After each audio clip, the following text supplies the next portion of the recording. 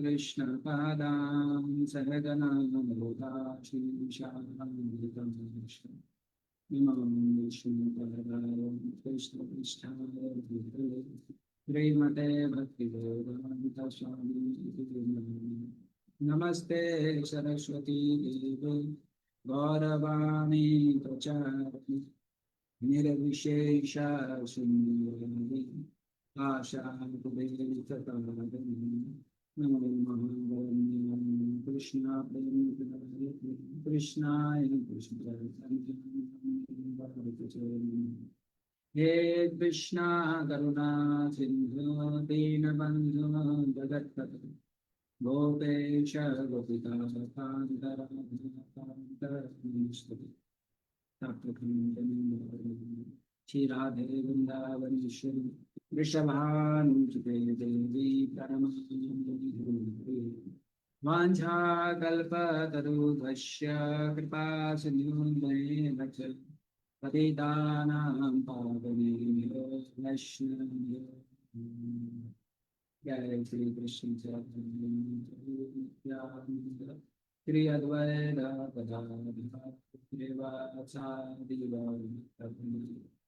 हरे कृष्णा कृष्णा कृष्णा हरे हरे हरे राम राम हरे हरे। हरे कृष्ण।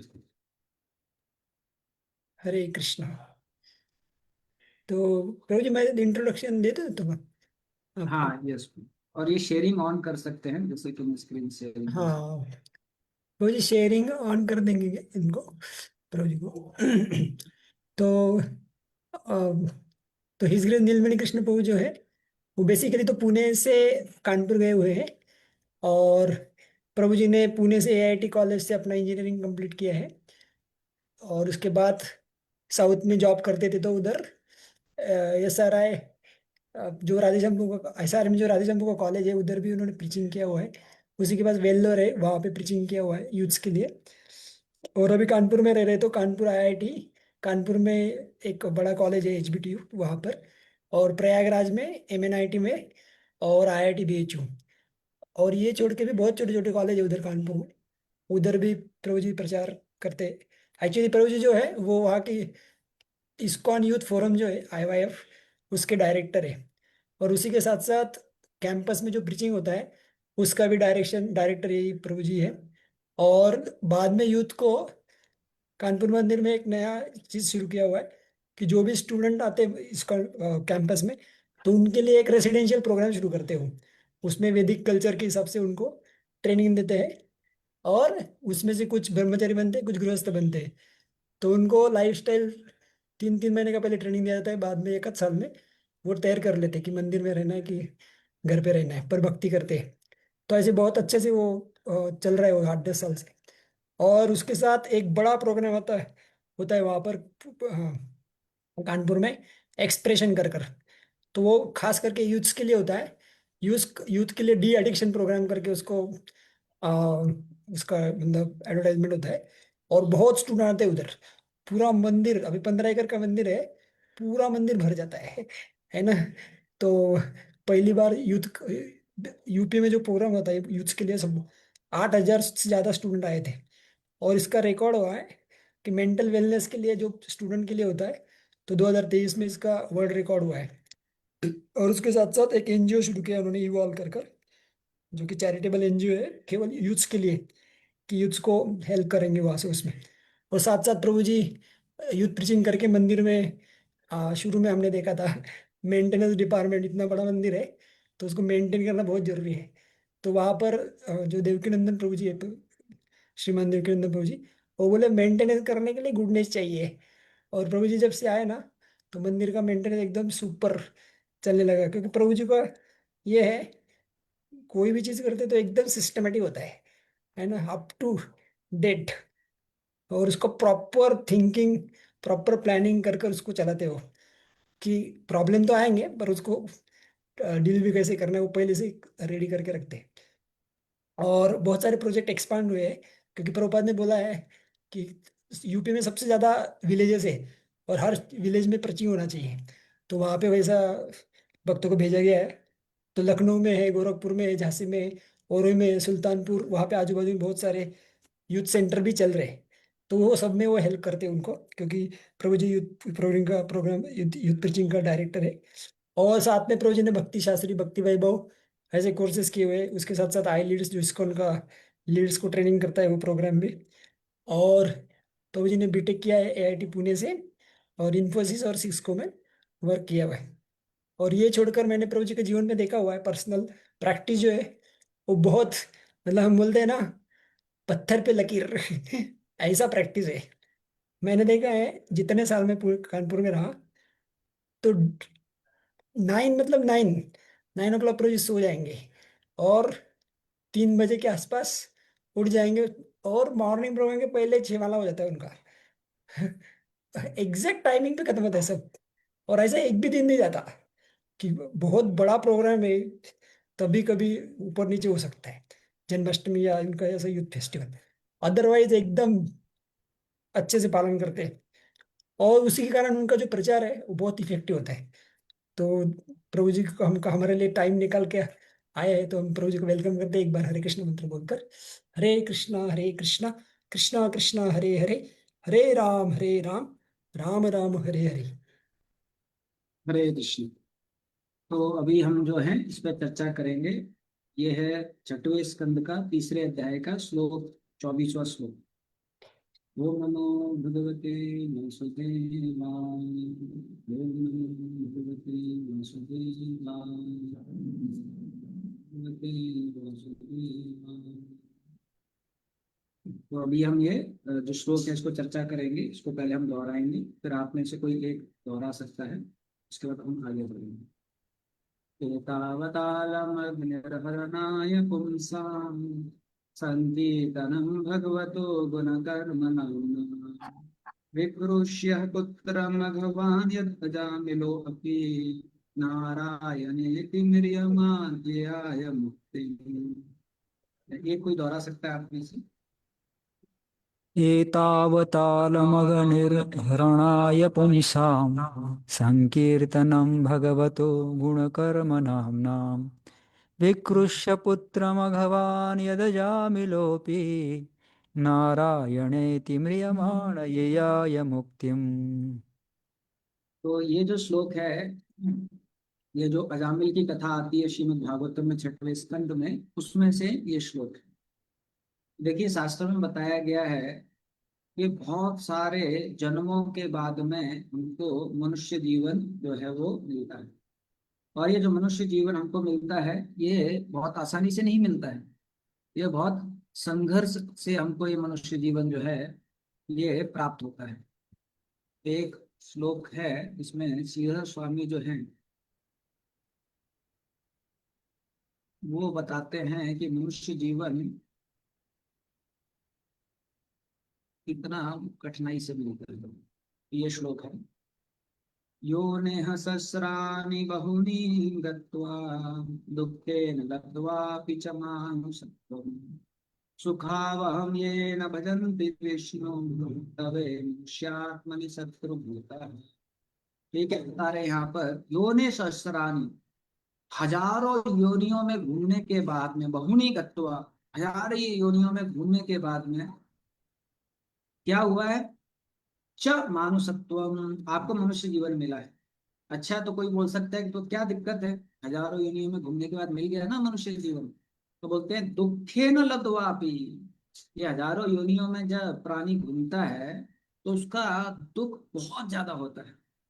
वैसे तो ये भौतिक दुनिया दुखालय शाश्वतम है, सभी योनियों में और सबके लिए दुख है। लेकिन खास करके जब किसी को जानवर योनि मिलती है, जिसको निम्न योनि मिलती है, उसमें बहुत ज्यादा दुख है। तो क्या बताया गया है? हजारों योनियों में घूमने के बाद, जिसमें नाना प्रकार के दुख जो है उनको काटने के बाद में फिर आपको मनुष्य जीवन मिला है।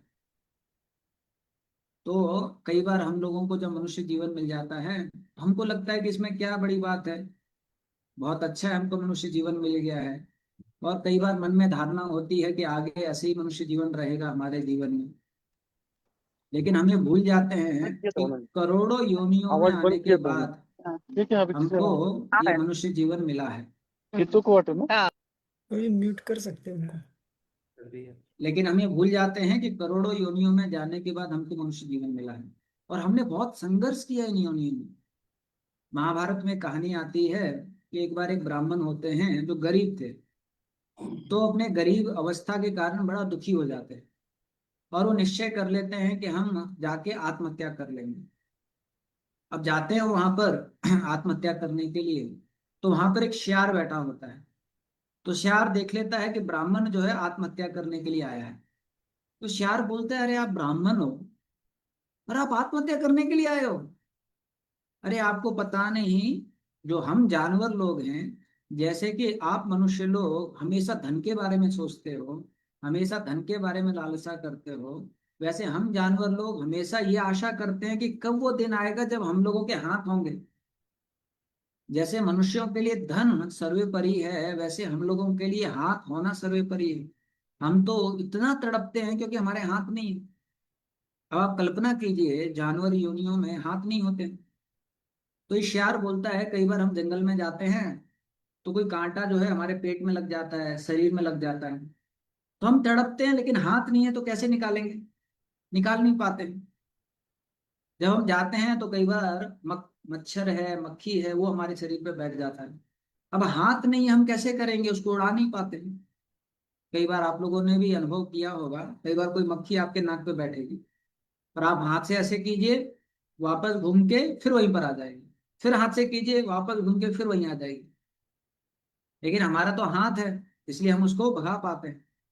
लेकिन सोचिए, आप जानवर योनि है, उनके हाथ नहीं है, तो मक्खी जो है बेचारी बैठ जाती है, और वो शरीर को हिलाते हैं, सिर को हिलाते हैं, लेकिन बहुत कष्टदायक होता है उनके लिए। फिर बोलते हैं, अभी हमारे हाथ नहीं है, इसलिए हम तो आप लोगों की तरह अच्छे घर नहीं बना पाते हैं। आप लोगों के तो हाथ हैं, इसलिए अच्छे घर बना पाते हैं। तो जानवरों को आपने देखा होगा, पंछियों को आपने देखा होगा, वो क्या करते हैं, अपने मुंह में कुछ तिनका लेके आते हैं घास के, और उस तिनके से छोटा सा घर बनाते हैं। या कोई जो जानवर होगा, वो पैरों से जमीन खोद के या कुछ व्यवस्था इस प्रकार से बनाता है। लेकिन उनके घर कैसे होते हैं? वो बोलते हैं, जब बारिश आती है तो पूरा पानी घर में आ जाता है, जब धूप होती है तो पूरा कई बार घोंसला जल ही जाता है, तो जब सर्दी होती है तो इतना कड़क सर्दी पड़ता है उनको। लेकिन बोले, हम क्या करें, हमारे हाथ नहीं है तो हम इससे अच्छा घर बना नहीं पाते हैं। वैसे ही आप लोगों के तो हाथ हैं, तो आप तो सिल के कपड़े पहन लेते हैं।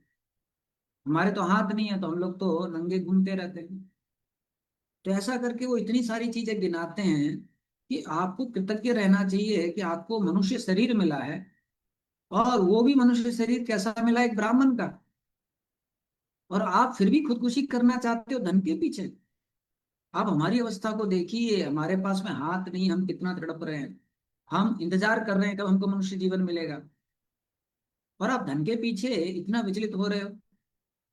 तो फिर शायर बोलता है कि दुनिया में धन जो है वो व्यक्तियों को सुख नहीं दे सकता। जब दूसरा विश्व युद्ध हुआ था, तो उस समय पर फ्रांस के एक लेखक थे, तो उन्होंने इस प्रकार का धारणा बताया लोगों को कि धन से ही आप सुख प्राप्त कर सकते हो, दूसरे विश्व युद्ध के बाद में।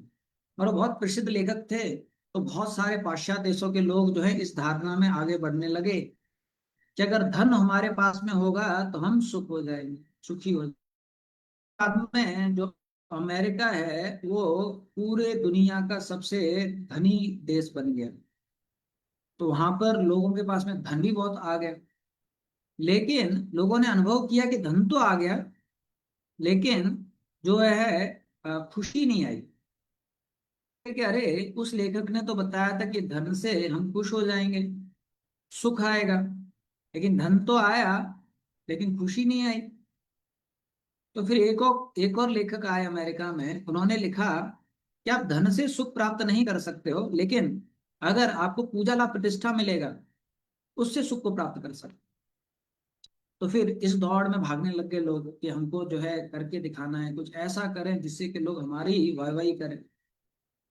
लेकिन यही लोगों को जब पता चला कि भारत में कुंभ मेला है, और जब इन्होंने नागा बाबाओं को देखा, तो इनका मन विचलित हो गया कि अरे, कुछ सोचते हैं कि धन से सुख मिलता है, कुछ लोग सोचते हैं कि पूजा लाभ प्रतिष्ठा से सुख मिलता है। लेकिन ये नागा बाबा लंगोट पहन के इस प्रकार से जा रहे हैं, ना धन की आशा रखते हैं, ना पूजा लाभ प्रतिष्ठा की आशा रखते हैं, इनको कौन सा सुख मिल रहा है? तो तब एक भारतीय लेखक है, उन्होंने लिखा कि ये फर्क है पाश्चात्य देशों में और भारत में। पाश्चात्य देशों के लोग हमेशा सुख जो है भौतिक चीजों में ढूंढते रहे और उन्हें सुख कभी मिला नहीं। लेकिन हमारी आध्यात्मिक संस्कृति क्या है कि सुख जो है वो भौतिक चीजों में नहीं है, सुख जो है वो अध्यात्म में है। तो हम देखते हैं कि इतना कष्ट जो है इन योनियों में होता है। तो शार बोल रहा है और आपको तो मनुष्य जीवन मिला है, और मनुष्य जीवन का सबसे बड़ा विशेष चीज क्या है कि मनुष्य जीवन में भगवान आपको एक ऐसा बुद्धि देते हैं जिससे क्या भगवान को जान सकते हो। दूसरा चीज क्या है, मनुष्य जीवन में आप भगवान का नाम ले सकते हो, बाकी योनियों में आप भगवान का नाम नहीं ले सकते। एक यही योनि है मनुष्य जीवन जिसमें आप भगवान का नाम ले सकते हो। जब तक ये जीवन हमारे पास है तब तक हम भगवान का नाम ले सकते हैं। जैसे ही मनुष्य जीवन हमसे छीन लिया जाएगा फिर हम भगवान का नाम नहीं ले पाएंगे। तो ये जो सेक्शन है अजामिल का, इसमें बताया गया है कि भगवान के नाम की क्या विशेषता है। तो यहाँ बताया गया है कि जैसे ही कोई भगवान का नाम लेता है तो वो सारे पापों से मुक्त हो जाता है। और एक यही मात्र तरीका बताया गया है शास्त्रों में पाप से मुक्त होने के लिए। तो देखिए कर्मकांड विधि भी है, बाकी मार्ग भी हैं पाप से मुक्त होने के लिए। लेकिन जो पाप करने की प्रवृत्ति है वो मुक्त होती है सिर्फ भगवान के नाम का सहारा लेने। जब भगवान का नाम का सहारा लेते हैं तभी पाप करने की जो प्रवृत्ति है इससे हम शुद्ध हो जाते हैं। लेकिन बाकी जो मार्ग हैं उनसे हो सकता है कि पाप का फल चला जाए, लेकिन पाप करने की प्रवृत्ति जो है वो नहीं जाती। इसलिए पूर्ण तरह से पाप से मुक्त होने के लिए एक ही मार्ग बताया गया है, वो है भगवान के नाम का सहारा लेना। इसलिए चैतन्य चरितामृत में जब चैतन्य महाप्रभु का जो शिक्षाष्टकम है तो उसमें पहला क्या आता है, चेतो दर्पण मार्गनम, कि भगवान का जो नाम है वो हमारे चित्त को शुद्ध कर देता है। आप देखिए विश्व में हर प्राणी, हर नेता ये चाहता है कि अच्छे इंसान बने, लेकिन उसको पता नहीं है कि अच्छे इंसान कैसे बनते हैं। उसको पता नहीं है कि लोगों का चरित्र का विकास कैसे होता है। वो बाहरी रूप से भौतिक स्तर पे काफी चीजों से प्रयास करते हैं, लेकिन अगर हमें हृदय शुद्ध करना है तो उसका एक ही तरीका है, वो भगवान के नाम का सहारा लेना, चेतो दर्पण मार्गनम। अगर हमें जमीन साफ करना है तो कपड़े से साफ कर सकते हैं, अगर हमको कपड़े साफ करना है तो सर्फ से साफ कर सकते हैं। अलग अलग तरीके से आप चीजों को साफ कर सकते हैं। लेकिन अगर आपको हृदय साफ करना है तो ऐसा तो है नहीं कि आप अंदर हार्पिक डालोगे और हृदय साफ हो जाएगा। अगर आपको हृदय साफ करना है तो उसका एकमात्र ही तरीका है, वो है भगवान के नाम का आश्रय लेना।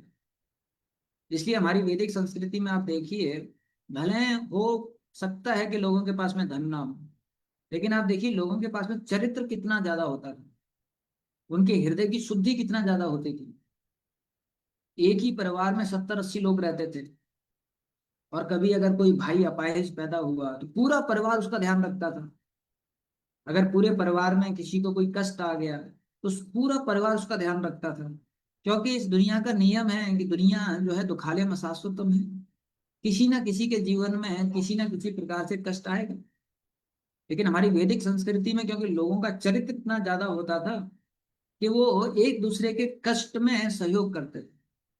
और चरित्र इतना ज्यादा क्यों होता था, क्योंकि आध्यात्मिक संस्कृति थी, क्योंकि भगवान का नाम लेते थे, भगवान का गुणगान करते थे।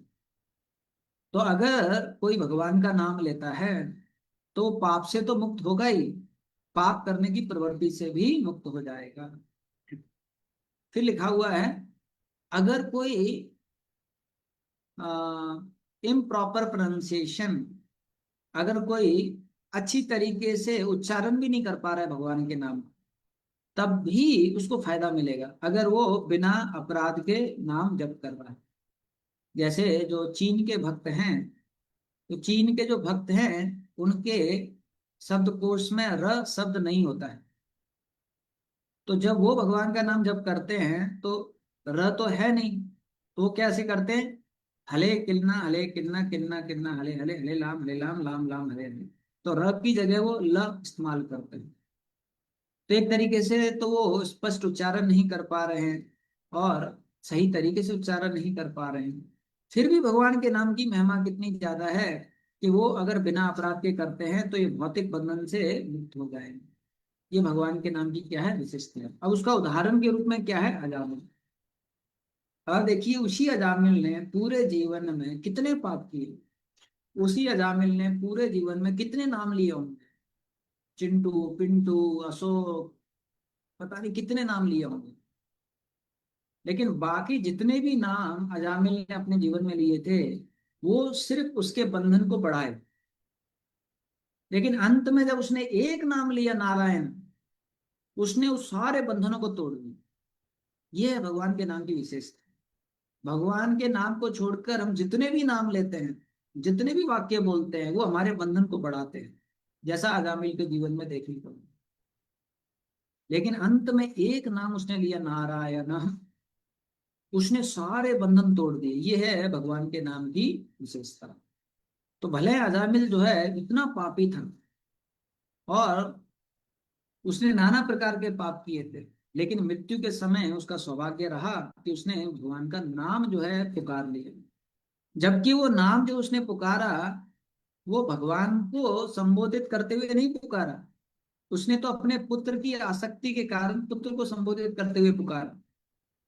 लेकिन फिर भी क्योंकि भगवान का नाम है, उसकी इतनी विशेषता है कि तुरंत जो है विष्णु दूत आ गए और तुरंत जो है उसको दूसरा मौका मिल जाता है कि आप जो है अपना जीवन अभी धन्य कर सकते हैं। तो ये भगवान के नाम की क्या बताया है यहाँ पर? विशेषता बताया है।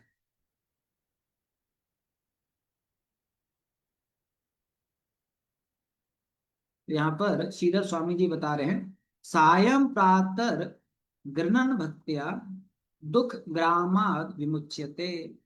अगर कोई भगवान का नाम भक्ति भाव से सुबह और शाम जप करता है तो दुख ग्रामाद विमुच्यते, तो सारे प्रकार के दुखों से उसका निवारण हो जाएगा। ये भगवान के नाम की क्या है विशेषता है।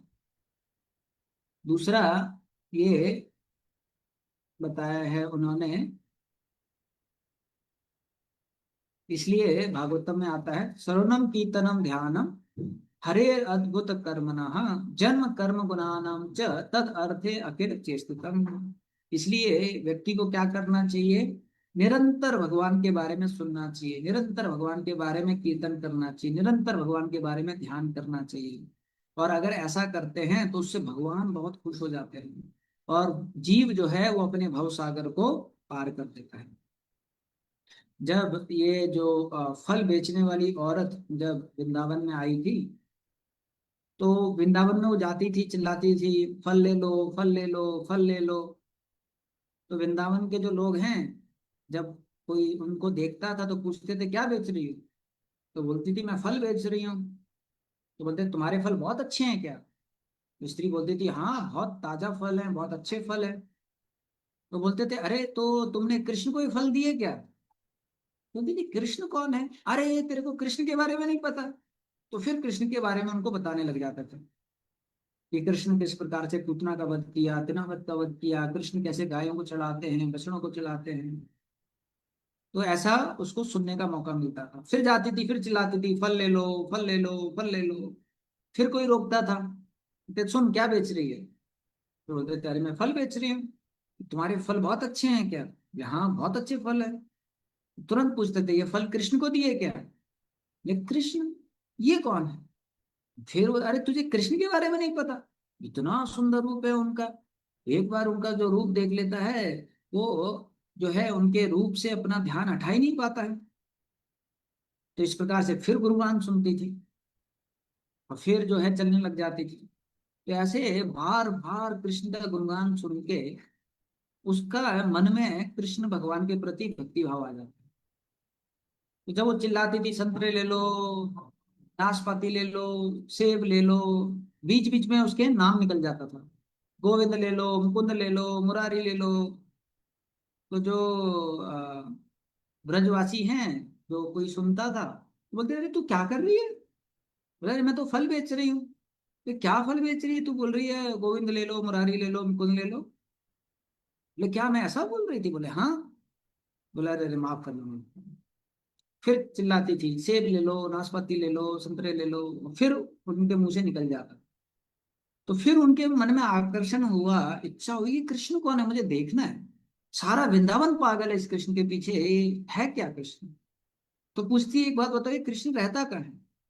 तो बोलते हैं कि ठीक है आप ऐसे ऐसे जाओ, ऐसे ऐसे जाओ। चलने लग जाती, जाने लग जाती है। और जब कृष्ण के घर बाहर पहुंच जाती है तो वहां बैठ जाती, थक जाती है बेचारी, कहाँ ये कृष्ण अभी तक घर नहीं आया। वहीं पर कृष्ण छोटे से बालक के रूप में कृष्ण होते हैं, कृष्ण आते हैं, बोलते हैं, मैया क्या बेच रही है?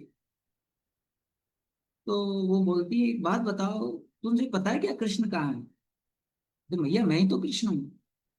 और फिर वो देख के बोले अरे बाप रे, तभी मैं सोच रही थी पूरा वृंदावन इतना पागल क्यों है कृष्ण के पीछे, इतना सुंदर है तू। तो इस प्रकार से उसका आकर्षण हो जाता। और फिर जो है कृष्ण बोलते हैं मैया मैं फल ले लूं? तो बोली हाँ बेटा कुछ है देने के लिए? तो कृष्ण जाते हैं, कुछ अनाज लेके आते हैं, लेकिन जब आते हैं तो सारे अनाज गिर जाते हैं, एक दो अनाज रहता है उनके हाथ में।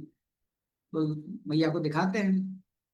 वो इतना प्रभावित हो जाती है उनके सौंदर्य से, वो बोलती है कोई बात नहीं। कृष्ण जो है वो एक दो दाने उनकी टोकरी में डाल देते हैं। और मैया बोलती है आपको जितने फल लेके जाना लेके। अब क्योंकि कृष्ण छोटे थे, उठाने का प्रयास करते हैं लेकिन तीन चार फल ही उठा पाते हैं। और जब ये स्त्री कृष्ण को देखती है तो बहुत प्रभावित हो जाती है, और वो टोकरी को बंद करती है, उसका मन उब जाता है कि अब मुझे और फल बेचना नहीं है। और टोकरी को जो है बंद करके जाती है घर पे। और जब टोकरी को खोलती है तो पूरा टोकरी जो है बहुत ज्यादा धन और बहुत ज्यादा नवरत्न इनसे भर जाता है। तो वो क्या करती है, तुरंत टोकरी में से जितना भी सोना होता है, चांदी होता है, ये सारा ऐसे फेंक देती है। और वापस टोकरी में फल भरती है और वापस कृष्ण के घर के सामने बैठ जाती है। तो आप देखिए अभी उसका भौतिक आकर्षण पूरा खत्म हो चुका था। और एक ही आकर्षण था कि मुझे कैसे भगवान का दर्शन करना है, मुझे भगवान को देखना है। तो इसी प्रकार से मनुष्य जीवन में सबसे बड़ा हमारा प्रिविलेज क्या है, सबसे बड़ा हमारा सौभाग्य क्या है कि इस जीवन में हम भगवान के बारे में गुणगान बोल सकते हैं और सुन सकते हैं और ध्यान कर सकते हैं। और जितना हम ये करेंगे उतना ज्यादा हम इस भौतिक बंधन से छूटेंगे और भगवान को प्राप्त करेंगे। तो ऐसा ये बताया गया। फिर सीधा स्वामी कोट करते हैं, पाप सयच्च भवति स्मृताम तम आहानिशम। जैसे ही कोई भगवान का नाम जप करता है तो वो सारे पापों से मुक्त हो जाता है।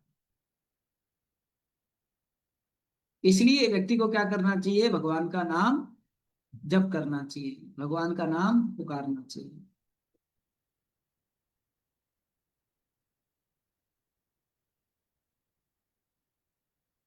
तो ये भगवान के नाम की विशेषता है कि अजामिल इतना पापी होने के बावजूद उसने एक भगवान का नाम लिया नारायण, और उसके कारण उसके सारे पाप मुक्त हो गए।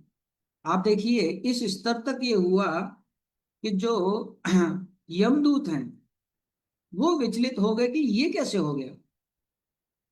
क्योंकि वो तो बहुत बड़ा अपना रजिस्टर लेके आए थे, देखा था उन्होंने रजिस्टर में कि ये तो इतने पाप किया है। और जब विष्णुदूत आते हैं और बोलते हैं कि अजामिल पर आपका कोई हक नहीं है, तो यमदूत बोलते हैं ऐसा कैसे हो गया, ये तो हमारे रजिस्टर में सबसे ऊपर नाम इसी का ही था। और यमराज ने हमको साफ साफ बोला था कि इस पापी को लाओ, इसको बहुत बुरी तरीके से हमें दंड देना है। अब ऐसा क्या हो गया कि आप बोल रहे हो कि इस पे हमारा अधिकार नहीं है? तो विष्णुदूत बोलते हैं आपको पता नहीं है, इसने भगवान का नाम एक बार जप किया है, अब सारे पापों से मुक्त हो चुका है। तो यमदूत भी विचलित हो जाते हैं कि भगवान के नाम की कितनी महिमा है। ये अजामिल इतना पापी होने के बावजूद एक नाम जप करने के कारण इसके सारे पाप जो है मुक्त हो जाते हैं।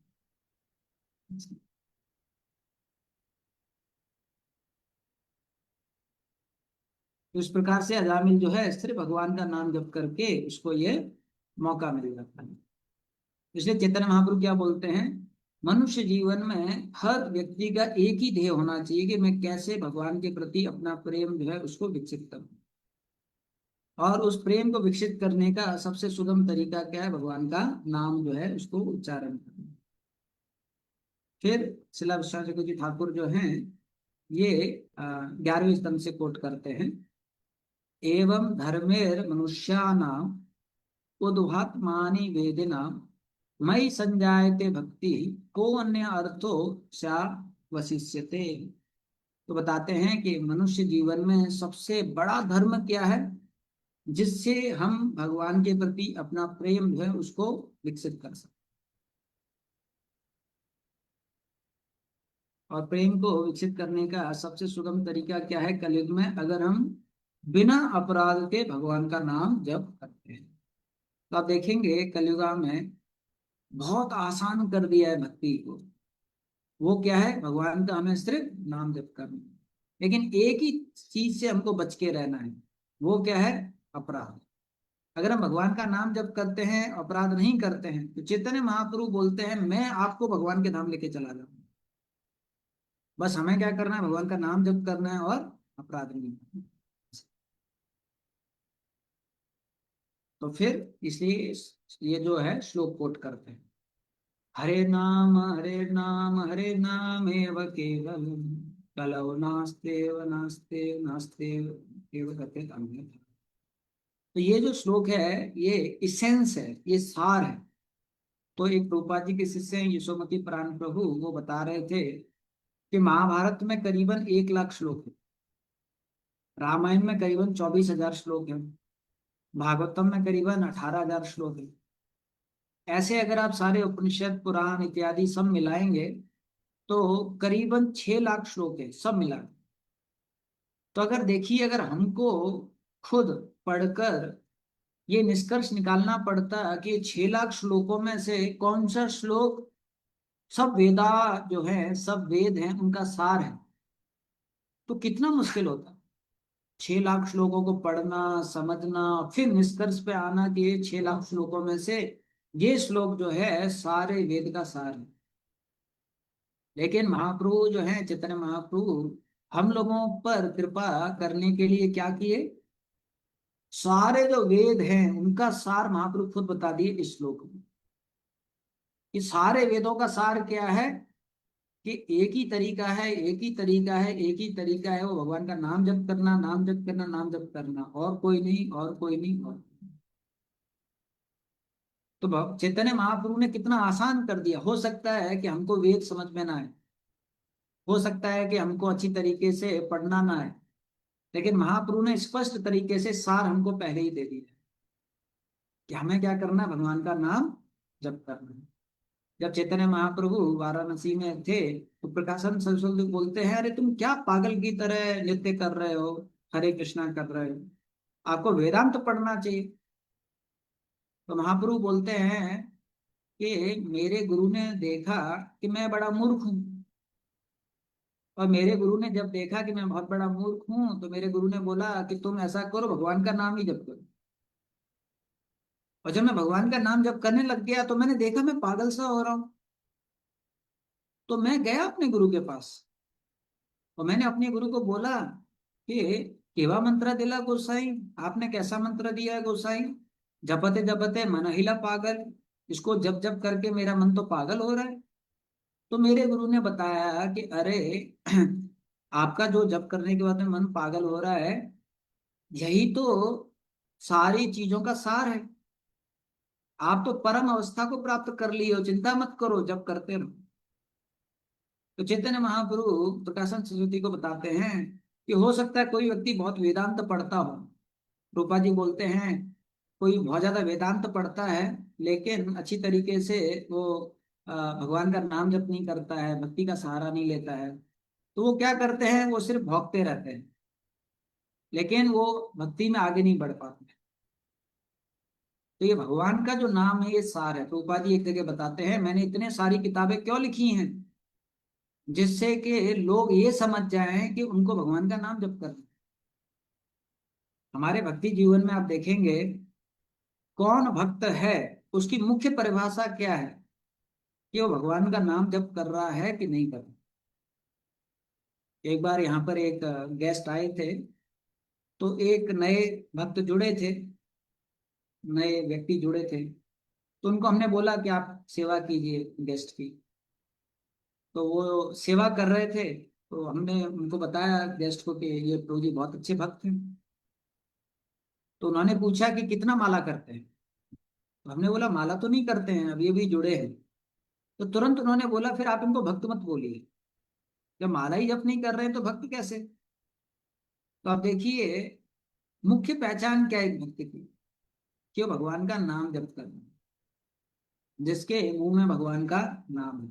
क्योंकि ये सार है चैतन्य महाप्रभु ने दिया है, और खास करके कलयुग में हम और विधियों को नहीं अपना सकते। सतयुग में लोग बहुत तपस्या करते थे, अब कलयुग में हमारा शरीर उतनी तपस्या नहीं झेल सकता है। अगर हम जंगल में जाएंगे तपस्या करने के लिए, थोड़ी सी बारिश होगी बीमार हो जाएंगे, सर्दी ज्यादा पड़ेगी बीमार हो जाएंगे। तो तपस्या हमारे लिए करना बहुत मुश्किल है। त्रेता युग में लोग यज्ञ करते थे, यज्ञ के लिए शुद्ध ब्राह्मण चाहिए, शुद्ध घी चाहिए। ना शुद्ध घी है कलयुग में, ना शुद्ध ब्राह्मण है, तो यज्ञ करना भी बड़ा मुश्किल है। द्वापर युग में जो है अर्चना विधि थी। अर्चना विधि के अगर हम वैदिक नियम पढ़ेंगे तो बहुत कठिन है। आप जो है स्नान करने के बाद में आपका हाथ जो है कमर के नीचे कहीं रख नहीं सकते हो। अगर गलती से कहीं रख दिया तो वापस आपको स्नान करना पड़ेगा। किसी भी जो हमारे नौ छिद्र हैं उसमें अपना हाथ नहीं लगा सकते हो। अगर आपने आंख में लगाया, नाक में डाला, मुंह में डाला, कान में डाला, वापस स्नान करना पड़ेगा। आप बालों को टच नहीं कर सकते हो, फिर स्नान करना पड़ेगा। तो अगर पूरे नियम हम पालन करेंगे अर्चना विधि के, तो कलयुग में जो पुजारी है वो बाथरूम में ही रह जाएगा, वो मंदिर तक पहुंच ही नहीं पाएगा। तो इसलिए चैतन्य महाप्रभु ने कलयुग के लिए क्या मुख्य नियम बताया है, वो है भगवान का नाम जप। और ये चैतन्य महाप्रभु की कृपा है कि उन्होंने सारे नियम जो हैं वो हटा दिए। अधिकांश जितने भी मंत्र होते हैं उनके बहुत सारे नियम होते हैं, लेकिन महाप्रभु ने कृपावश सारे नियम हटा दिए। तो खाते पीते सोते चलते आप कैसे भी भगवान का नाम जो है उसको उच्चारण कर सकते हैं। इस तरीके से ये बताया गया है। तो एक बार सनातन गोस्वामी के जीवन में एक घटना आती है। एक बार एक शिव जी के भक्त थे, और वो शिव जी की बहुत पूजा किए, क्योंकि अधिकांश लोग जो शिव जी की पूजा करते हैं उनको बहुत ज्यादा भौतिक ऐश्वर्य चाहिए रहता है। तो ये भी इसी इच्छा से शिव जी की पूजा कर रहे थे। और शिव जी जो है प्रकट हो गए इनकी सेवा देखकर, प्रकट हो गए। और शिव जी जो हैं इनसे पूछे आपको क्या चाहिए। तो ये बताए शिव जी को कि आप जो है मुझे पारस मणि दे दी, जिससे कि मैं जैसे ही लोहे को स्पर्श करूं तुरंत जो है वो सोना बन जाए। तो शिव जी बोले कि ठीक है मैं आपको दे सकता हूँ, लेकिन अगर आपको पारस मणि चाहिए तो जो सनातन बाबा है ना उनके पास जाओ, वो ही दे देंगे, उनके पास पहले ही से पारस मणि। ठीक बोला, अरे बाप रे मुझे तो पता ही नहीं था। तो बोलते ठीक है बहुत बहुत धन्यवाद। तो जाता है सनातन जी के पास में, सनातन गोस्वामी को बोलता है कि अरे मैंने सुना आपके पास में पारस मणि है, मैंने शिव जी की पूजा की उन्होंने बताया, तो आप कृपया करके मुझे पारस मणि दे दीजिए। तो इन्होंने बोला अरे हाँ पारस मणि तो है मेरे पास, और जाओ वो कचड़े के डब्बे में वहां से आप ले लो। तो तुरंत जाते हैं, सारा कचरा निकालते हैं, पारस मणि देखते हैं, खुश हो जाते हैं, घर आते हैं, लोहे को स्पर्श करते हैं, सारा लोहा सोना बनने लग जाता है।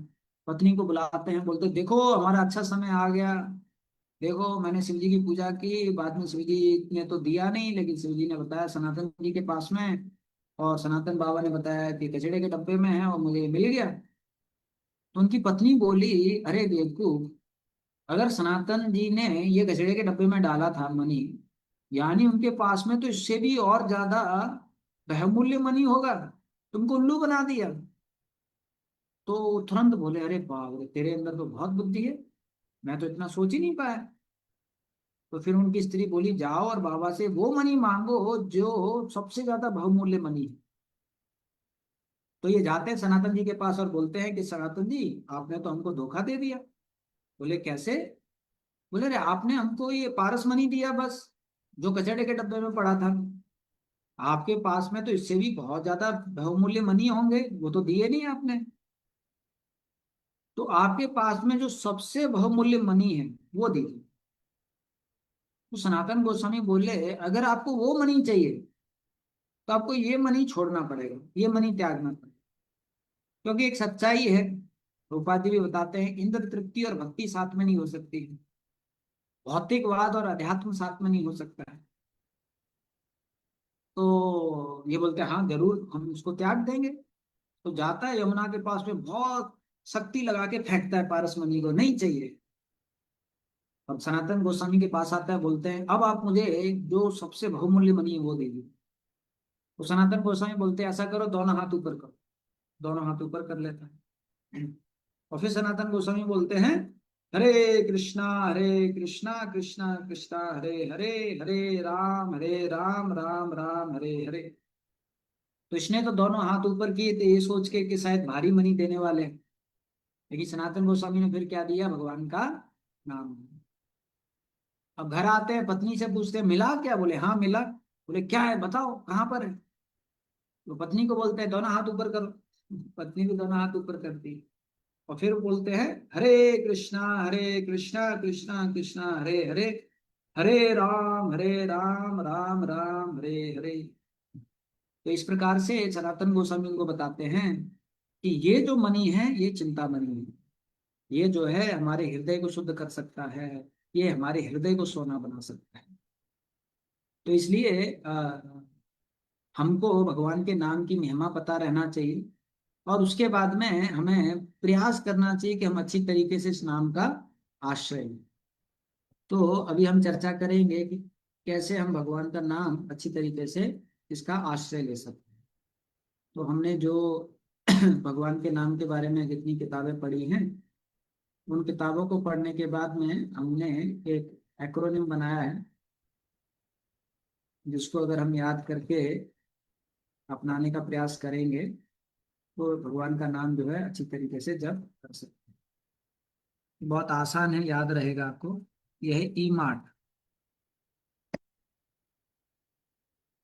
जिसमें पहला है एकादशी।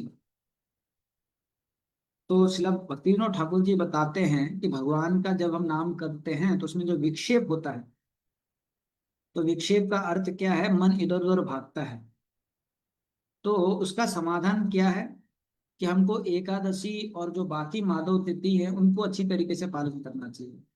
माधव तिथि भक्ति जननी जतने पालन कर। तो अगर हम एकादशी, भगवान का प्राकट्य दिवस इत्यादि इन सभी दिनों में थोड़ा और भगवान का नाम जप करेंगे, थोड़ा अच्छी तरीके से भक्ति करेंगे, भगवान से प्रार्थना करेंगे, तो धीरे धीरे करके भगवान की कृपा से हमारा मन इधर उधर भागने की जगह भगवान के नाम में लगने लगेगा। तो इसलिए वो विक्षेप का समाधान क्या बताते हैं? एकादशी व्रत का अच्छी तरीके से पालन करना। तो ये बहुत जरूरी है। दूसरा है एम।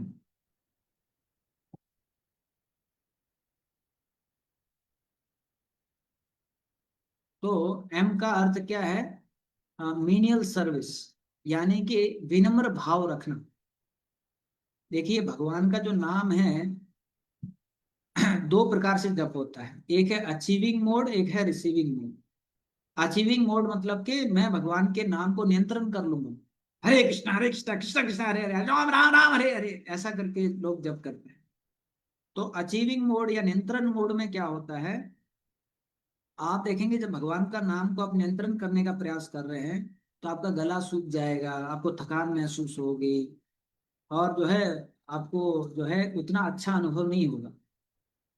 लेकिन अगर आप रिसीविंग मोड में कर रहे हो, रिसीविंग मोड में दास के भाव में, तो आप देखेंगे भगवान का नाम प्रेम से निकलेगा, हरे कृष्ण कृष्ण कृष्ण हरे हरे, हरे राम राम राम हरे।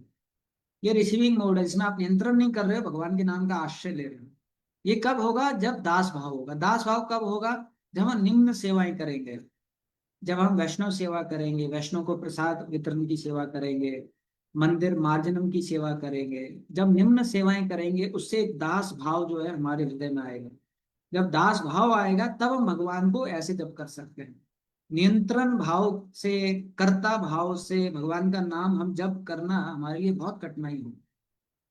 लेकिन दास भाव होगा तब हम भगवान का नाम आश्रय लेके जप कर सकते हैं।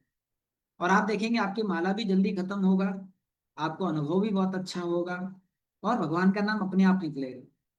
जो नियंत्रण वाला भाव है उसमें भगवान का नाम गले से निकलता है, हरे कृष्णा कृष्णा कृष्णा कृष्णा हरे हरे, राम हरे राम राम राम हरे हरे। रिसीविंग वाला मोड होता है, जो आश्रय लेने वाला भाव होता है, दास भाव में जो जप होता है, उसमें भगवान का जो नाम है वो नाभि से नीचे से निकलता है। हरे कृष्ण कृष्ण कृष्ण हरे हरे, हरे राम राम राम हरे। तो इसलिए ये दास भाव बहुत जरूरी है। हरिदास ठाकुर जी एक जगह बताते हैं कि अंग्रेजी में वो बोलते हैं, the holy name can not appear on the tongue of a sense enjoy.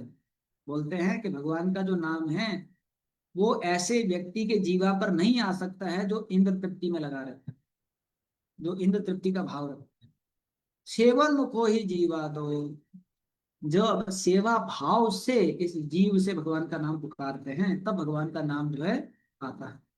इसलिए हमें निम्न सेवा करना चाहिए। देखिए भौतिक संसार में हमेशा ऐसा रहेगा कि जो बड़ी सेवाएं करते हैं उनको तालियां मिलेंगी, बड़ी सेवाएं करते हैं उनके नाम लिखे जाएंगे, बड़ी सेवा करते हैं उनकी वाहवाही होगी। लेकिन आध्यात्मिक दृष्टि से जो निम्न सेवाएं करते हैं, जो दास भाव में सेवा करते हैं, भगवान की नजर में वो ज्यादा अच्छे भक्त हैं। भगवान उनको देखकर वाहवाही करते हैं। हिज होलीनेस राधा स्वामी महाराज जी जो है एक प्रवचन में बोलते हैं कि मैं उस भक्त से खुश नहीं होता हूँ जो बहुत ज्यादा बुक वितरण करता है। मैं उस वक्त से भी खुश नहीं होता हूँ जो बहुत ज्यादा भगवान की सेवा में धन लाता है। मैं उस वक्त से भी खुश नहीं होता हूँ जो बहुत ज्यादा युवा प्रचार करता है। मैं उस वक्त से भी खुश नहीं होता हूँ जो बहुत ज्यादा अच्छी तरीके से व्यवस्था देखता है। मैं उस वक्त से खुश होता हूँ जो दासानुदास भाव में सेवा करता है। क्योंकि यही भाव जो है वो भगवान को प्रसन्न करेगा। अगर ये भाव नहीं है तो हम भगवान को प्रसन्न नहीं कर पाए। इसलिए भगवान के नाम जप करने में भी ये भाव जरूरी है। ये भाव कैसे विकसित होगा? जब निम्न सेवाएं करेंगे, खास करके प्रसादम जो है उसको वितरण की सेवा करना, मंदिर मार्जन की सेवा करना, इस प्रकार की सेवा करना। और ये जो तीसरा ए है ये बहुत महत्वपूर्ण है। इसमें तीन चीजें।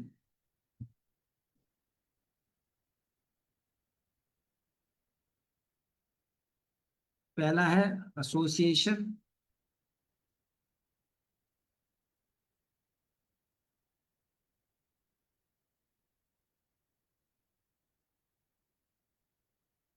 तो श्रील भक्तिविनोद ठाकुर जी बताते हैं अधिकांश जितने भी अपराध होते हैं हमसे, जितने भी दिक्कतें होती है भगवान के नाम के जप करने में, अधिकांश सबका हल एक ही वो बताते हैं कि अच्छे भक्तों के साथ में जप करो। तो अगर ये मुमकिन है तो हमें बहुत प्रयास करना चाहिए ऐसे भक्तों के साथ में जप करें जो बहुत अच्छा जप करें। हर समाज में आप देखेंगे कुछ भक्त हैं वो बहुत अच्छी तरीके से भगवान के नाम का आश्रय लेने का प्रयास करते हैं। खास करके जब कोई सीनियर भक्त आते हैं तो प्रयास करना चाहिए उनके आसपास हम जप करें। कोई सन्यासी आते हैं तो प्रयास करना चाहिए उनके आसपास जप करें। जितना अच्छे भक्त जप करते हैं, जितना उनके साथ में हम जप करेंगे, उतना हमारा जप जो है अच्छा हो जाएगा। तो ये हमें प्रयास करना चाहिए कि अच्छे भक्तों के संग में रहकर जप करने का प्रयास। दूसरा क्या है? ध्यान पूर्वक जप करना। ये बहुत जरूरी है। देखिए भक्ति जीवन में जप की महिमा तो हम सब लोग जान जाते हैं, लेकिन कई बार हम उस अनुभव को प्राप्त नहीं कर पाते हैं जितना महिमा सुना है भगवान के नाम के बारे में। और उसके कारण क्या होता है, थोड़ा सा हमारा विश्वास कम हो जाता है भगवान के नाम में। अब हम उतना अनुभव क्यों नहीं कर पा रहे हैं? ये दो कारणों की वजह से। एक तो है कि हम ध्यान पूर्वक जप नहीं करते हैं, दूसरा है अनुदिनम। अनुदिनम मतलब कि रोज करना। तो ध्यान से करना और रोज करना, जब ये दोनों चीज होगी तो ही हम भगवान के नाम का अनुभव कर पाएंगे। अगर हम ध्यान पूर्वक नाम जप नहीं करते हैं तो उसका अनुभव हम नहीं कर पाएंगे। जो है उसके बारे में उदाहरण दिया जाता है। आपने सुना होगा बीरबल की खिचड़ी। ये एक बार जो है बीरबल खिचड़ी बहुत ऊपर रख देता है और आग बहुत नीचे रख देता है। और अकबर हंसता है कि अरे, खिचड़ी थोड़ी ना पकेगी ऐसे, आग इतना नीचे है और खिचड़ी इतना ऊपर है। तो वैसे ही अगर हम ध्यान पूर्वक जप नहीं करते हैं तो वो उसकी तुलना कैसे की गई है कि आग इतना नीचे खिचड़ी इतना ऊपर है। आपको अनुभव नहीं होगा। आप जप कर रहे हो, 10 साल हो गए, 20 साल हो गए, 30 साल हो गए, लेकिन आपको जप का प्रभाव का अनुभव नहीं होगा क्योंकि आप ध्यान पूर्वक जप नहीं कर रहे हो। इसलिए ध्यान पूर्वक जप करना, इसको बहुत ज्यादा महत्व दिया गया है। भगवान गीता में जब भी भक्ति के बारे में बताते हैं तो बहुत महत्वपूर्ण चीज क्या बताते हैं, मन मनाम भक्तो। हमेशा भगवान क्या बोलेंगे, मन को लगाओ, मन को लगाओ, मन को लगाओ, क्योंकि वो मुख्य है। जहां पर आपका मन है वहीं पर आप हो। जैसे कोई प्रवचन में बैठा है तो उसके कान वहीं पर हैं, शरीर वहीं पर है, लेकिन मन कहीं पर है। तो क्या वो प्रवचन में है? नहीं है। जहां पर उसका मन है वहां पर वो है। इसलिए भगवान क्या बता रहे हैं, अगर आप ये मुझे बताना चाहते हो कि आप मेरी भक्ति में लगे हो तो अपने मन को मेरी भक्ति में लगाओ। तो इसलिए ध्यान पूर्वक जप करना बहुत जरूरी है। अब देखिए, कई बार भक्त लोग विचलित हो जाते हैं, मन तो बहुत इधर उधर जाता है। मन का स्वभाव है इधर उधर जाना, लेकिन हमें क्या करना है, उस मन को वापस लेके आना, ये हमारा कार्य है। अगर हम अपना कार्य करते हैं तो ये जो संघर्ष है, इस संघर्ष को देखकर भगवान खुश हो जाते हैं और फिर भगवान हमको कृपा देंगे। और तीसरा है अनुदिना, मतलब कि रोज करना। देखिए, अगर आप एक ही कार्य रोज करते हैं तो उसका आप प्रभाव देख सकते हैं। जैसे मानिए एक पत्थर है, कितना कठोर है, लेकिन उसके ऊपर आप एक नल थोड़ा सा खोल दीजिए जिससे कि निरंतर एक पानी का बूंद उस पर गिरता रहे। अगर एक पानी का बूंद निरंतर, भले पहाड़ इतना कठोर है, उस पर गिरता रहेगा, तो 1-2 साल में क्या होगा, उसके अंदर गड्ढा हो जाएगा। जबकि पानी कितना तरल है, पानी कितना नरम है, और पत्थर कितना कठोर है, लेकिन फिर भी इस पे घाव हो गए। लेकिन मानिए आपने पत्थर रखा है, नल है, आपने पूरा नल खोल दिया, आधा घंटा चलाया, फिर नल बंद कर दिया, फिर 10 दिन के बाद खोला, फिर चलाया, फिर बंद कर दिया, फिर 10 दिन के बाद खोला, फिर चलाया, फिर बंद कर दिया। आप 10 साल ऐसे कीजिए, पत्थर पे घाव नहीं हो, पत्थर वैसा ही रहेगा। आप बोलोगे मैं तो 20 साल से जब कर रहा हूँ, लेकिन बीच में आप जो है ब्रेक कर रहे हैं, तो आप जो है उसका प्रभाव नहीं देख पाएंगे। इसलिए प्रभुपाद जी इस चीज पे बहुत जोर दी है कि रोज करना है, रोज करना है, रोज करना है। प्रभुपाद जी जब पाश्चात्य देशों में थे तो वहां पर जो है सारे शिष्यों को बुला के प्रभुपाद जी बताए कि अभी मैं आपको दीक्षा दे दिया हूँ, अब मैं आप लोगों को दीक्षा के नियम बताऊंगा। और प्रभुपाद जी बोलते हैं कि अभी आप लोगों का दीक्षा हो चुका है, तो अभी आपको आज से रोज 64 माला करना है। तो जैसा ही प्रभुपाद जी किसी से सुनते हैं, सबका मुंह नीचे हो जाता है। अब आप सोचिए, अगर आप होते उस समय पे, तो आप में से कितने लोग 64 माला के लिए मान जाते? बहुत कम। आप में से अधिकांश लोग बोलते प्रभु जी इतना नहीं हो पाएगा, हम भक्ति नहीं कर सकते। तो प्रभुपाद जी के शिष्यों के सबके मुंह नीचे हो गए। प्रभुपाद जी ने देखा, तो प्रभुपाद जी ने बोला क्या हुआ? तो शिष्य बोले प्रभुपाद जी हम लोग तो मिलके भी 64 नहीं कर रहे हैं। तो प्रभुपाद जी बोले ठीक है। तो फिर प्रभुपाद जी आंख बंद करते हैं, बोलते हैं कि क्या करें, कलयुग में आप लोग जो हैं इतने पतित हो, लेकिन महाप्रभु बहुत कृपालु हैं, ठीक है 64 नहीं तो 32 करो। 32 में भी सिर नीचे हो जाता है। फिर प्रभुपाद जी बोलते हैं 16, लेकिन इससे कम नहीं। तो आप सोचिए प्रभुपाद जी की कितनी बड़ी कृपा है कि हम जैसे बद्ध जीवों के लिए वो 64 से 16 माला पे लेकर आए। और वो आचार्य हैं, वो कर सकते हैं। और हमको वही फल मिलेगा जो 64 माला में फल मिलता है, अगर हम ध्यान पूर्वक 16 माला करेंगे, क्योंकि आचार्य ने हमको ये बताया। आप सोचिए अगर हम भक्ति सिद्धांत ठाकुर के समय पे होते तो वो हमको 64 माला के ऊपर दीक्षा देते। प्रभुपाद जी से पहले अगर हम यहाँ पर होते भौतिक जगत में और भक्त बनते, अगर हमें दीक्षा लेना होता तो 64 माला करते तब दीक्षा होता। लेकिन प्रभुपाद जी की कितनी बड़ी कृपा है कि उन्होंने 16 माला पे ही जो है हमको दीक्षा दे रहे हैं, 16 माला पे ही हमको भक्ति में लगाया हुआ है। अभी हमें क्या करना है, रोज 16 माला अच्छी तरीके से करना है, अनुदिनम। तो ये रोज 16 माला करना और ध्यान पूर्वक करना, ये कब होगा, अगर हम सुबह कर रहे हैं। रोज अगर हम नियम बना लें कि रोज मुझे माला सुबह करना है, तो ये आप कर पाओगे, वरना बहुत मुश्किल है। अगर आप ये चीज करते हो, कोई भक्त अगर 5 साल के लिए, ये थोड़ा लंबे समय के लिए, 5-6 साल के लिए, अगर वो 16 माला ध्यान पूर्वक सुबह कर रहा है, सुबह 7:30 या 8 बजे से पहले उसके 16 माला होते हैं, तो 5 साल में वो खुद अनुभव कर सकता है भगवान के नाम का प्रभाव। वो खुद अपने हृदय में देख सकता है कि उसकी भौतिक लालसा कम हो जाएगी, भगवान के प्रति उसका स्मरण बढ़ जाएगा, क्योंकि भगवान के नाम में बहुत शक्ति है।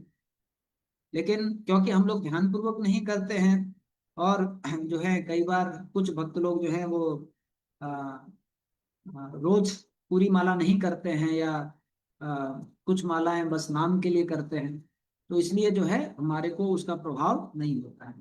इसलिए उपदेशामृत में भी रूप गोस्वामी क्या बताते हैं, किंतु आदरात अनुदिनम, आदर के साथ और रोज करना। आर का मतलब क्या है, regular reading and hearing about Holi. देखिए, अगर हमको भगवान का नाम जो है वो अच्छी तरीके से लेना है, तो ज्यादा नहीं, लेकिन कुछ समय निकाल के, चाहे 5 मिनट चाहे 10 मिनट, रोज भगवान के नाम के बारे में कुछ पढ़ना चाहिए, रोज भगवान के नाम के बारे में कुछ सुनना चाहिए, जिससे कि एक हमारा चेतना बन सके। खास करके अगर हम सोने से पहले 5 मिनट या 10 मिनट भगवान के नाम के बारे में कुछ पढ़ते हैं या सुनते हैं, तो उसका बहुत प्रभाव होता है। साइंटिस्ट भी बोलते हैं कि सोने से 10 मिनट पहले जो भी आप क्रिया करते हो, उसका पूरी रात प्रभाव रहता है। तो अगर हम रोज कुछ भगवान के नाम के बारे में पढ़ेंगे या सुनेंगे, उसका भी बहुत प्रभाव होगा। और लास्ट है टी।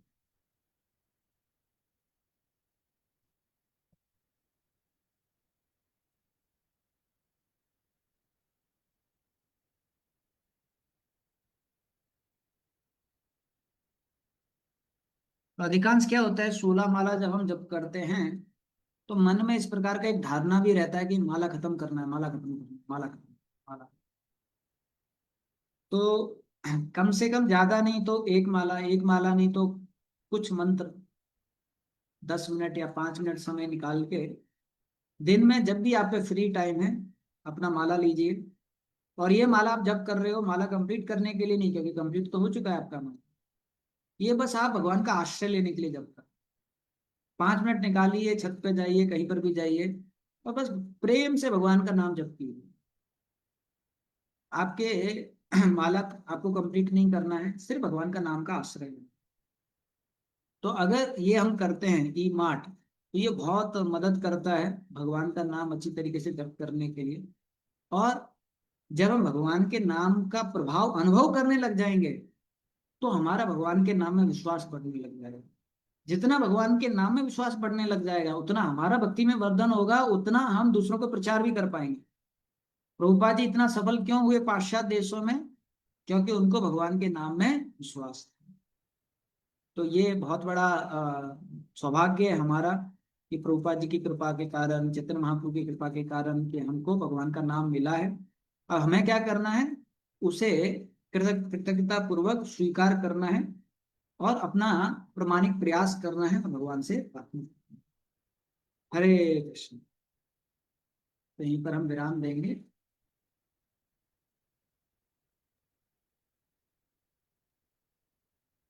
सचिनंदन गौरांग, सवाल करना हाँ, है। यस यस, प्रश्न उत्तर करेंगे। तो कोई भक्त प्रश्न पूछना चाहते तो पूछ सकते हैं।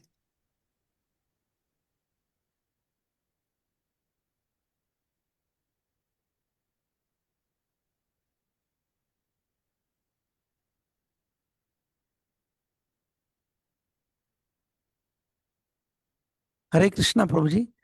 प्रभु जी हरे अभी, हाँ, हरे कृष्ण। हरे कृष्णा। बहुत सुंदर, आपने बहुत अच्छा प्रवचन दिया, अनेक उदाहरण आपने समझाए, और ई मार्ट भी आपने जो आखिरी में बताया वो भी बहुत अच्छा लगा। तो जैसे आप बता रहे कि रोज हमें हरि नाम के बारे में 5 मिनट क्यों ना थोड़ा पढ़ना चाहिए, दिन में या रात में। तो क्या हम, जैसे हमारा मॉर्निंग प्रोग्राम सुबह शुरू होता है, तो चैंटिंग शिक्ष अष्टकम करने के बाद चैंटिंग स्टार्ट करने से पहले हम 3-4 मिनट कोई एक बुक पढ़ सकते हैं, ऐसा मतलब? हम्म। हाँ, वो कर सकते हैं। अधिकांश मंदिरों में सुबह सुबह जो है जपा टॉक होता है। हम्म। 3-4 मिनट के लिए भगवान के नाम के बारे में गुणगान होता है। हम्म। लेकिन अधिकांश देखा गया है कि उस समय पे भक्त लोग सो जाते हैं। शिशाष्टकम होता है, शिशाष्टकम के बाद में जो जपा टॉक होता है, अधिकांश उसको ध्यान पूर्वक सुन नहीं पाते हैं। तो अगर आप जब से पहले खुद व्यक्तिगत रूप से अपना कोई भगवान का नाम का किताब लेके 5 मिनट पढ़ते हैं, तो उसका बहुत प्रभाव है। हम्म। और ज्यादा प्रभाव देखा गया है अगर आप सोने से पहले पढ़ रहे हैं। लेकिन दोनों का प्रभाव है। आप दोनों ट्राई कर सकते हैं। कुछ दिन आप रोज सुबह भगवान का नाम जप करने से पहले 5 मिनट पढ़िए, और कुछ दिन आप ट्राई कीजिए रात में सोने से पहले 5 या 10 मिनट पढ़िए। तो हमने जो अनुभव किया है, रात में सोने से पहले जो पढ़ते हैं उसका बहुत प्रभाव। थैंक यू प्रभु जी। Thank you. हरे कृष्णा। हाँ प्रभु जी, हरे कृष्ण प्रभु। यस। बहुत सुंदर आपने बताया ये ई मार्ट का, खास करके उसमें जो अटेंशन के बारे में आप बता रहे थे। तो आपने वो बहुत सुंदर उदाहरण बताया कि जैसे खिचड़ी पकाने का, आग और वो मटका बहुत दूर है तो कुछ परिणाम दिखता नहीं उसका। तो ये अटेंशन, मतलब हम प्रयास करते हैं बहुत बार, तो कभी होता है कभी नहीं होता है। तो इसको मतलब सतत बनाए रखने के लिए क्या क्या कर सकते हैं हम, जिससे हमारा अटेंशन बढ़े हरिनाम लेते समय। जी जी। इसका एक भक्त से हम सुन रहे थे, वो बहुत अच्छा बताया उन्होंने कि कई बार क्या है, हम ध्यान करने का प्रयास करते हैं भगवान के नाम में, लेकिन ध्यान जो है वो सत्युग का विधि है, इसलिए नींद आ जाता है। लेकिन हमको क्या बताया गया है कि भगवान का नाम पुकारना है। तो एक चीज प्रभुपाद जी बहुत स्ट्रेस दिए हैं कि आप जो है जोर से थोड़ा उच्चारण कीजिए। हीरो ने जयप्रताप गोस्वामी महाराज जी को भी जब प्रभुपाद जी के पास गए, तो प्रभुपाद जी को उन्होंने पूछा कि प्रभुपाद जी, मेरा मन बहुत विचलित हो रहा है। तो प्रभुपाद जी उनको भी बताया आप जोर से उच्चारण कीजिए। तो हमें भगवान का नाम उच्चारण करना है, और प्रभुपाद जी बताते हैं कि ध्यान क्या है हमारा, उस नाम को सुनना। तो अगर हम थोड़ा जोर से उच्चारण करेंगे, ज्यादा भी जोर से नहीं करना है, लेकिन अधिकांश क्या होता है, अगर हमारा उच्चारण बहुत कमजोर हो जाता है, तब मन इधर उधर ज्यादा भागता है या तब नींद ज्यादा आता है। जैसे प्रभुपाद जी का जो जप है वो सबसे अच्छा है, हरे कृष्ण कृष्ण कृष्ण हरे हरे, हरे राम राम राम हरे हरे। तो आप देखेंगे अगर हम ऐसा जप कर रहे हैं, तुरंत मन जो है आ जाता है।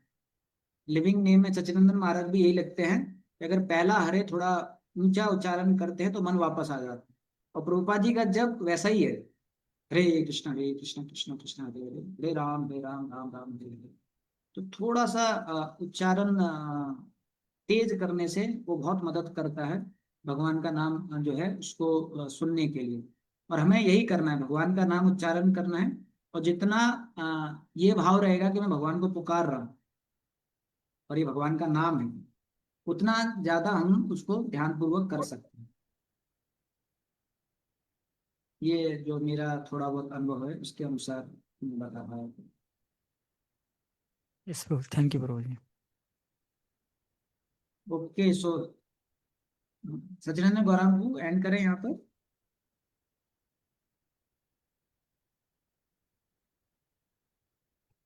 वो साइड चले गए। तो बहुत बहुत धन्यवाद सभी भक्तों का। कुछ मुझसे त्रुटि हुआ हो, कुछ गलती हुआ हो तो माफ कीजिएगा। हरे कृष्ण। प्रभुपाद की जय। वर्ल्ड विनिंग की जय। हरे राम संकीर्तन की जय। हरे कृष्ण। हरे कृष्णा। हम बहुत बहुत धन्यवाद देते हैं श्रीमान नीलमणि कृष्ण प्रभु को। बहुत ही विस्तार से उन्होंने हरिनाम के बारे में बताया। शुरुआत में उन्होंने बताया कि कैसे हमारा मनुष्य जन्म कितना महत्वपूर्ण है। वो सियार और ब्राह्मण का जो स्टोरी बता के और उसमें भी उन्होंने बाद में बताया कि कैसे सभी शास्त्र जो है, 6 लाख श्लोक है, उसका सार निकालना बड़ा मुश्किल है, लेकिन हमको प्राप्त हुआ है वो ऑलरेडी। चैतन्य महाप्रभु ने दिया है कि भगवान का नाम जप करना। और फिर अंत में उन्होंने कैसे इस नाम कितना महत्वपूर्ण है, इसको कैसे अच्छे से हम ले सकते हैं, इसको बहुत सुंदर तरीके से उन्होंने बताया है। उनका मैंने सच्चिदानंद गौरंग प्रभु बता रहे थे कि प्रभु जी ने बहुत इसके ऊपर स्टडी किया है, हरि नाम के ऊपर, और खुद भी बहुत अच्छा जप करते हैं। तो उन्होंने हमको ये बहुत अच्छा संग प्रदान किया है, और जरूर हमें हमारे जप सुधारने में इसका जरूर मदद होगा। तो प्रभु जी आप ऐसे ही भविष्य में भी हमको मार्गदर्शन करिए, कभी आइएगा आप नगर में फिजिकली। तो हम प्रभु जी को धन्यवाद व्यक्त करते हैं, एक बार जोर से हरे कृष्ण महामंत्र बोल के। हरे कृष्णा कृष्णा कृष्णा हरे हरे, हरे राम राम राम हरे। थैंक यू प्रभु जी। हरे कृष्ण। हरे कृष्ण। शील प्रभुपाद की जय।